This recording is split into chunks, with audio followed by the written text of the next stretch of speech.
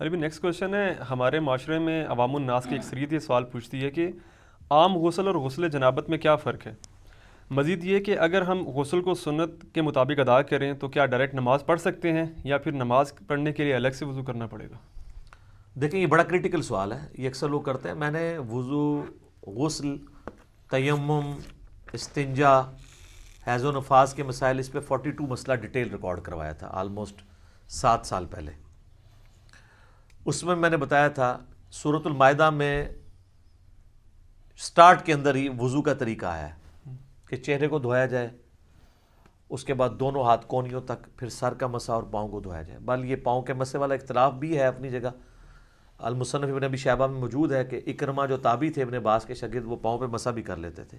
اس کو زیادہ جھگڑا نہیں بنانا چاہیے.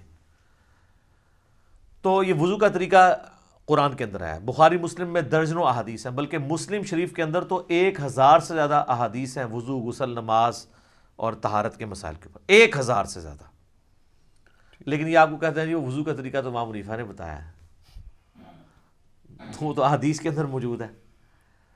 تو آپ بخاری مسلم دونوں میں حدیث موجود ہے کہ نبی علیہ السلام غسل کیسے کرتے تھے. امہات المومنین نے روایت کی ہے کہ نبی علیہ السلام جب بھی غسل جنابت کرتے تھے تو آپ علیہ السلام غسل کرنے سے پہلے استنجا کیا کرتے تھے. اس کے بعد آپ علیہ السلام زمین پہ ہاتھ مار کے مٹی لیتے تھے. اس زمانے میں ظاہر صابن تو نہیں ہوتا تھا، اور مٹی اس جگہ پہ ملتے تھے جہاں پہ مری وغیرہ لگی ہوتی تھی تاکہ اس کو صاف کر دیں. ظاہر وہ سمپل پانی سے تو صاف نہیں ہوگی. اس کے بعد آپ علیہ السلام، بخاری مسلم کے الفاظ ہیں کہ نماز کا سا وضو کرتے تھے. کلی کرتے تھے، غرغرے کے ساتھ سنت ہے، ناک میں پانی ادھر تک چڑھاتے تھے. اور وہ ابو داؤد میں الفاظ موجود ہیں کہ اگر روزہ نہ ہو تو پھر تو آپ اوپر تک چڑھائیں، روزہ ہو تو آپ بس نارمل ہی جتنے ہے پانی ہے. اس کے بعد چہرہ دھوتے تھے، نماز کا سا وضو کرتے تھے، پاؤں چھوڑ دیتے تھے. اس کے اندر ایک حکمت تھی، کیونکہ کیچڑ تھا، نیچے پانی جمع ہوتا تھا، اور اس زمانے میں لوگ شلوار نیچے سے نہیں پہنتے تھے، تہمد ہوتی تھی، نیچے سے پہنے تو کیچڑ پاؤں پہ لگ جائے. تہمد میں جو کر رہا ہے تو وہ تو اوپر سے پہن لے گا اور پاؤں اس کے کیچڑ والے ہوں گے. اور بخاری مسلم میں الفاظ ہیں نبی علیہ السلام باہر آ کے پاؤں دھوتے تھے. آج کل ایسا نہیں ہے. آج تو ہم اس اسماعی سے گزر نہیں رہے، ہم تو ٹائلز والے باتھ روم میں ہوتے ہیں، ساتھ ساتھ پانی بہتا رہتا ہے، وہ پاک ہوتا جاتا ہے، نکل جاتا ہے. ورنہ تو ہماری مصیبت ہو جائے، ہم پہلے تولیہ باندھ کے باہر نکلیں اور پاؤں دھوئیں اور اس میں وہ چھینٹیں بھی نہ پڑیں پھر شلوار پہنے. اب تو یہ ضرورت ہی نہیں اندر ہی، تو آپ پورا وضو بھی کر سکتے ہیں. اچھا، چونکہ نبی علیہ السلام وضو کرتے تھے اور اس سے پہلے استنجے والی جگہ سب کچھ دھو چکے ہوتے تھے، اور اس کے بعد آتا ہے پھر آپ علیہ السلام 3 دفعہ جو وہ سر پہ پانی بہاتے تھے، دائیں طرف بائیں طرف. ذرا وہ غسل ہوتا تھا ایک برتن اور بالٹی کے ذریعے، تو وہ اسی طریقے سے ہی ہوگا. آج کل تو شاور ہے، مسئلہ ہی کوئی نہیں ہے. تو اس کے بعد آپ پاؤں باہر نکل کے دھوتے تھے، اور اسی وضو کے ساتھ غسل کے ساتھ وضو بھی شمار ہو جاتا تھا. لیکن یہ اس صورت میں ہے جب غسل کے دوران آپ کے ساتھ کوئی ایسا معاملہ نہ ہو جو وضو کو توڑ دیتا ہے. اگر اسی دوران کسی کی ہوا خارج ہو جاتی ہے یا پیشاب کا قطرہ نکل جاتا ہے تو پھر وہ غسل کر کے نکلے اور کہ جی میرا وضو ہو گیا، تو اپنے آپ کو ہی دھوکہ دے رہا ہے. کیسے ہو گیا؟ اس کو تو پھر اینڈ پہ دوبارہ سے وضو کرنا ہوگا.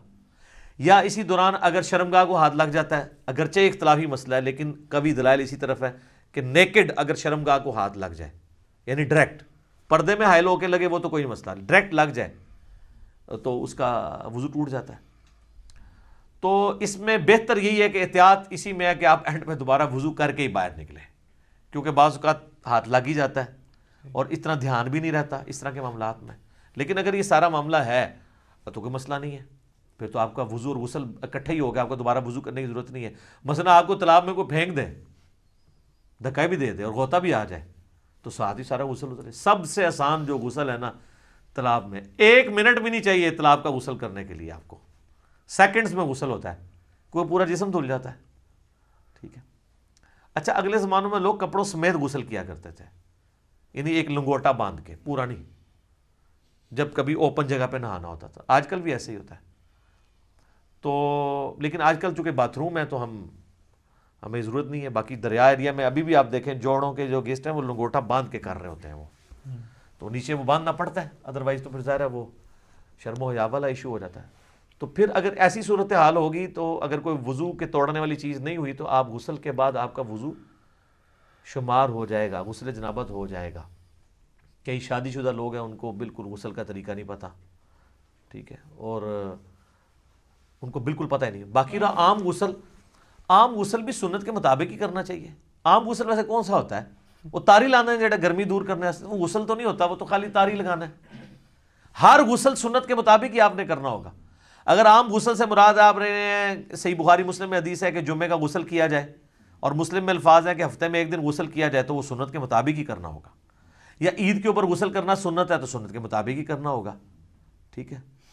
اسی طریقے سے میت کو غسل دینے کے بعد جب جسم پہ چھینٹے پڑ جاتے ہیں اور پھر آپ نے غسل کرنا ہے تو سنت کے مطابق کریں، یا اتنا حصہ بھی دھو لیں تو وہ بھی کافی ہے، وہ غسل والا حکم منسوخ ہو چکا ہے، اتنا حصہ بھی دھو لیا جائے کافی ہے۔ تو غسل جب بھی کریں سنت کے مطابق ہی کریں تاکہ آپ کی عادت نہ ٹوٹے۔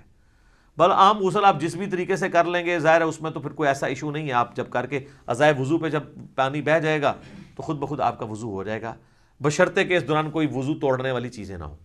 اسلامی بہنوں کے لیے میں عرض کر دوں کہ ان کے غسل میں فرق ہے۔ صحیح مسلم کے اندر موجود ہے کہ اما عائشہ کہتی ہیں کہ نبی علیہ السلام جو حالت حیض میں غسل ہے نا، اس میں ہمیں حکم دیتے تھے کہ ہم بالوں کا جوڑا بھی کھول کے پورا کھول کے نا، جو بنائی ہوتی تھی آپ نے چٹیا، اس کو کھول کے غسل کریں۔ لیکن جو عام غسل ہے غسل جنابت، اس میں آپ کہتے تھے بس اوپر اوپر سے پانی بہا لو تو کافی ہے، کیونکہ عورت کے لیے تو تردد ہے، اس کی تو کئی بالٹیاں سر پہ ہی لگ جائیں گی۔ اس زمانے میں تو پانی بھر کے لانا بھی ایشو ہوتا تھا، آج کل والا صاحب تو نہیں ہے، اٹیچ باتھ ہے اور اوپر جو ہے وہ آپ کا شاور چل رہا ہے۔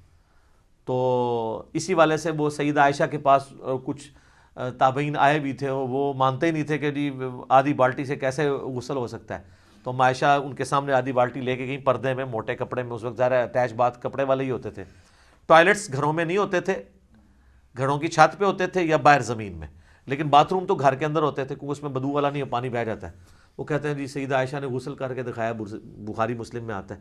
تو میں نے اس کو بھی جواب دیا تھا، وہ انہوں نے ان کے سامنے نہیں کیا، ان کا وہم نکالا ہے کہ دیکھو اندر ٹوٹی بھی کوئی نہیں ہے، میں یہ پانی لے کے جا رہی ہوں، اسی سے غسل کر کے نکلوں گی۔ تو وہ ان کا وہم نکالنے کے لیے تھا۔ تو یہ غسل اس صورت میں شمار ہوگا، اس کے ساتھ وضو بھی، جب کہ وضو توڑنے والی کوئی چیز نہ ہو، تو ظاہر ہے اتنی احتیاط کے ساتھ۔ بعض لوگ تو بیچارے پوری احتیاط سے کرتے ہیں، اینڈ پہ جب وہ یعنی وہ کپڑے پہننے لگتے ہیں تو شرمگاہ کو ہاتھ لگ جاتا ہے، تو پھر 0 پہ آ گئے، جیسے 99 پہ سانپ کاٹ گیا تو نیچے آ گئے۔ تو بہتر یہی ہے کہ تسلی سے کر کے نکلیں، بعد میں آپ وضو کر لیں، اور اس میں کوئی غلوب والا شمار بھی نہیں ہوگا، ظاہر ہے کہ آپ اس اعتبار سے کر رہے ہیں۔ اچھا یاد رکھیے گا، ایک مجھے ضمناً آیا، لوگ پوچھتے بھی رہتے ہیں غسل کن چیزوں سے ٹوٹتا ہے؟ غسل اسی صورت میں ٹوٹے گا جب شہوت کے ساتھ منی خارج ہوگی، یا میاں بیوی ازدواجی تعلق قائم کریں اور اس صورت میں چاہے منی خارج ہو یا نہ ہو، بس یہ 2 چیزیں ہیں جن سے غسل ٹوٹے گا، ٹھیک ہے۔ حیض والا تو عورتوں کا معاملہ الگ ہے، تیسری کوئی صورت نہیں ہے۔ بعض اوقات پیشاب کرتے ہوئے منی کے قطرے نکل جاتے ہیں تو وہ شہوت کے ساتھ نہیں نکلے، اسے ودی کہتے ہیں، وہ منی نہیں ہوتی، وہ غسل نہیں توڑے گی۔ اسی طریقے سے بعض لوگ بیچارے پہلے غسل سے پہلے وضو کرتے ہیں، اس کے بعد جب سر پہ پانی ڈالتے ہیں تو ٹھنڈک کی وجہ سے پیشاب کے قطرے نکل جاتے ہیں، وہ سمجھتے ہیں آپ پیشاب نکل گیا پھر دوبارہ سے غسل شروع کر رہے ہیں۔ نہیں، پیشاب نکلنے سے غسل تو نہیں ٹوٹا، وضو آپ کا ضرور ٹوٹ گیا، تو وہ وضو تو آپ نے ویسے بھی اینڈ پہ دوبارہ ہی کرنا ہوگا احتیاطاً، غسل آپ اپنا جاری رکھیں۔ غسل کے دوران پیشاب کرنے سے، ہوا خارج ہونے سے غسل جہاں تک پہنچا اس کو آگے ہی لے کے چلیں، پھر 0 پہ نہیں آپ نے آنا، کیونکہ وہ غسل نہیں ٹوٹا، آپ کا وضو ٹوٹا ہے، تو وضو تو آپ دوبارہ بھی کر لیں گے۔ غسل توڑنے والی چیز میاں بیوی کا ازدواجی تعلق ہے، خواہ اس میں منی ہو یا نہ ہو، اور یعنی نائٹ فال، یعنی منی کا شہوت کے ساتھ نکلنا، وہ نائٹ فال کے ذریعے ہو یا کسی اور غلط طریقے سے ہو، یعنی میں کوڈ ورڈز میں بات کر رہا ہوں، تو وہ غسل کو فرض کر دے گی، باقی اور کوئی چیز جو ہے نا وہ غسل کو فرض نہیں کرتی۔ تو یہ ایسے مسائل ہیں جو لوگ عموماً پوچھتے رہتے ہیں، تو آسان ہی معاملہ ہے جی، آپ دین سیکھیں، دین میں آسانی ہے۔ تو اگر آپ بعد میں وضو کر لیں غسل کے بعد، اسی میں احتیاط ہے، بجائے اتنا اس طرح کر کے کان پکڑنے میں، آسانی اسی کے اندر ہے آپ کی۔ ٹھیک ہو گیا جی، جزاک اللہ۔